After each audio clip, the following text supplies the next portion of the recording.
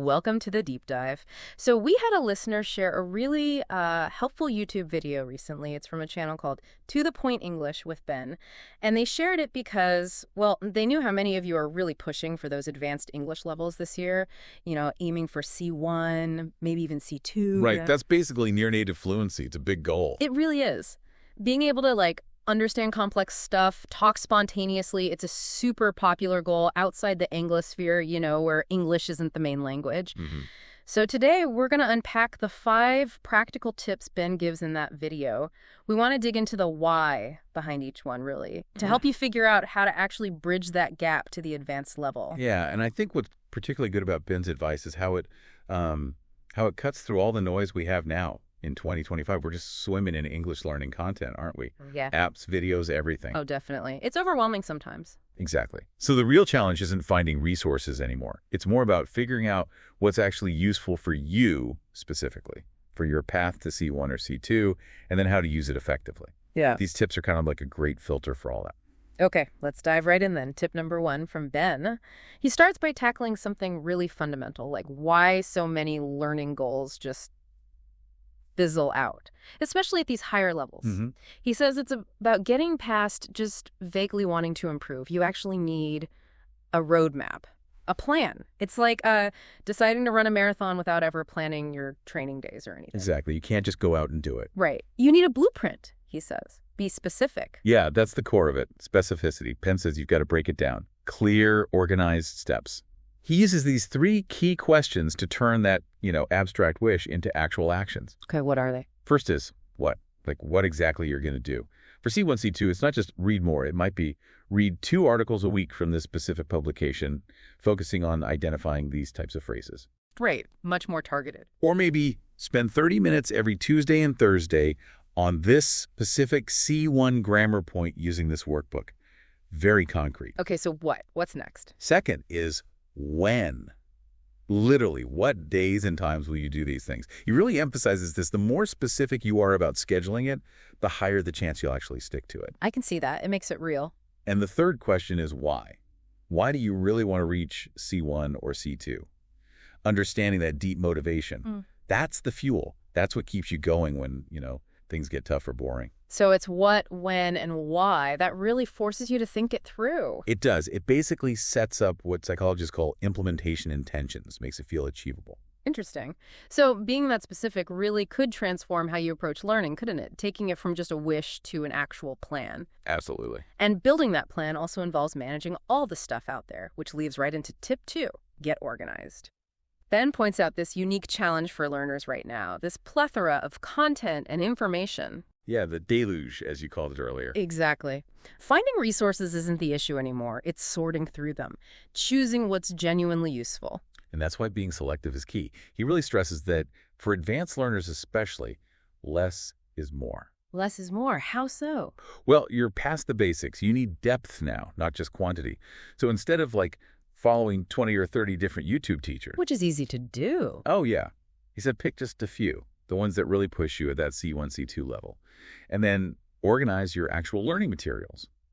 He mentions having a dedicated vocabulary notebook. But for advanced levels, it's not just for new words. It's for noting down, say, call locations, idioms, subtle differences in meaning. The nuances. Exactly. Same for grammar. Maybe you focus on noting down examples of complex structures you encounter, like participle clauses or cleft sentences, whether that's in a physical notebook or, an app on your phone. Okay, so collect and organize. But here's the really crucial part he adds. You have to regularly review those notes. Just writing them down is good, but the real benefit for memory, for actually using this stuff, comes from actively reviewing it. Active recall. That makes sense. It's not just collecting, it's consolidating. So really thinking about how you, the listener, can filter out all that noise and build a system that works. An organized system. Okay, tip number 3. This one's interesting. Prepare for an exam. Ben apparently put a question mark next to this one in his video because he used to warn against exams. Yeah, it's a bit of a twist, isn't it? He explains there's a shift in perspective, especially when you're aiming for those higher levels. What often happens is once you get to a pretty good level, maybe a strong B2, your progress kind of flattens out. It plateaus. Right. You can communicate pretty well already. Exactly. There isn't as much new grammar or essential vocabulary to learn, relatively speaking. And frankly, motivation can start to dip. So where does the exam come in? Well, Ben argues that preparing for a specific high-level exam, like the Cambridge C1 Advanced or C2 Proficiency, for example, can give you that needed push. How? It forces you, really forces you, to make a big effort. You have to learn new, often quite specific vocabulary. You have to revise grammar points with real precision. It also gives you structured speaking practice, often under timed conditions. Which simulates real life sometimes. Kind of, yeah. High-stakes communication. It provides that external pressure, that motivation that advanced learners often lack because they're already good enough for daily life. I see. And importantly, preparing for an exam inherently makes you be specific and get organized. Ah, so it ties back perfectly to the first two tips. Precisely. It gives you a clear what passed the exam, a Yeah. clear when the exam date sets deadlines, and often clarifies your why. So maybe an exam isn't just a test, but a structured motivational tool for reaching that next level. Worth considering, definitely. Yeah. Okay, that structured approach leads nicely into tip 4. Use it or lose it. We've all heard this phrase, right? We have. And it's fundamental.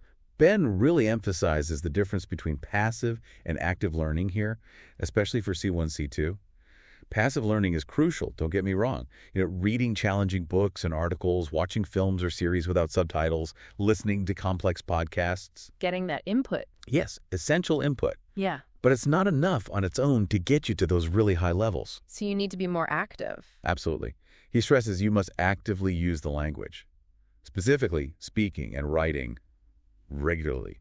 It means finding or even creating opportunities to actually speak English. Language exchange partners, discussion groups, maybe even just talking to yourself. Okay. And writing, too. Maybe starting a blog or contributing to forums or just journaling in English. The key is to produce language, make mistakes. Making mistakes is important. Crucial. That's how you learn what you don't know and how to fix it. And importantly, have some fun while you're doing it. Don't be afraid. Right. So move beyond just consuming English. Actively produce it. That definitely challenges you to think. What specific actions can you take starting today to actually use your English more? Okay, and the final tip, tip 5. This feels like maybe the secret ingredient for the long haul. Have fun. It really might be the most important one for sustainability. Absolutely critical. Yeah. Ben warns about this big trap, just grinding away at English study without any enjoyment. The grammar drills, the vocab lists. Yeah, intense, joyless study, it just leads to burnout. We've all seen it. You could end up developing a really negative relationship with the language, maybe even starting to, as he puts it, hate it. And then you just stop. Exactly. You give up. So the solution, he says, is to consciously develop and maintain a healthy and sustainable relationship with English learning. Healthy and sustainable. I like that. It means finding ways to enjoy the process. Because if you don't enjoy it, you won't stick with it long enough to reach C1 or C2. Remember, the whole point of learning a language is communication, right? Connecting with people, ideas that should be inherently motivating and hopefully enjoyable. It's easy to forget that sometimes when you're stuck in the details. It is.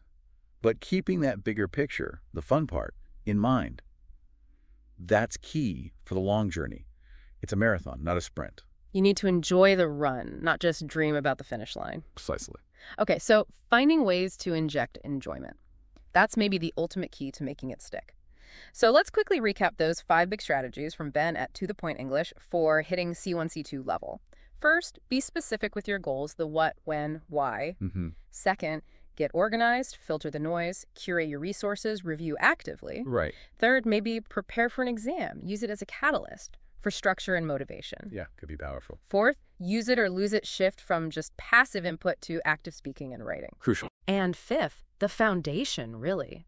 Have fun, build that healthy, sustainable relationship with learning. Absolutely. If you can integrate these tips, work them into your routine, it really does offer a powerful way forward. It helps turn that big ambition of reaching advanced English into something genuinely achievable. Definitely food for thought. So for everyone listening, of these 5 powerful tips we've just unpacked, which single one feels like the most transformative insight for your learning journey right now?